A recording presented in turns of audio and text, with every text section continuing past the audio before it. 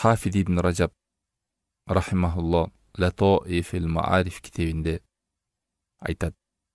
Адам баласы келечекте деп көздөп ойлогон пландары канча нерселери бар, ага жетпей өтүп кетет.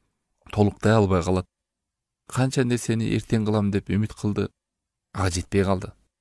Эгерде силер чыныгы көзүңөр менен, жүрөгүңөр менен сезип билгениңерде ажалдын айтпай келгендигин, ал жолдун тез келгендигин, силер үмүттү жана куржалак жөн эле алданып калууну жек көрмөксүңөр.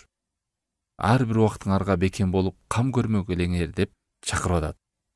Себеби канча деген адамдардын узун үмүтү эч кандай бир кур үмүттөрдү коюп, күнүнкү амалдарына бош болгондор, жумасындагы амалдарга бош болгондор, айындагы амалдарга бош болуп, куржалак бул дүйнөнүн өтүп кеткендер жөнүндө эскерет. Мына азыр ороз айы кирип келатат. Бул ороз айы соопторду жыйнап кала турган ай. Ороз айы жүрөктөрдү тазалап кала турган ай. Ороз айы адамдын мүнөзүн оңдой турган ай. Ороз ай жүрөктөрдү түрлүү түркүн оорулардан тазалап калуучу ай. Ороз айда оңолбогон башка айда оңоло албайт. Ороз айында бардык адамдар жакшылыкка умтулат.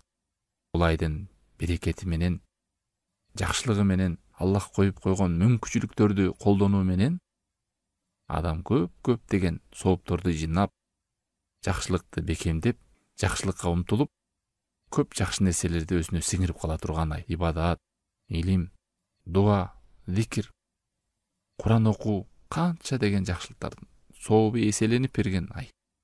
Сообун периштелер билбеген Аллах Таалам өзүм жакшылыгымды берейин деген ай. Бул ай келгенде кийинки айда жакшыраак орозо тутам, жакшыраак болом деп канча адамдар келерки орозого жетпей калган.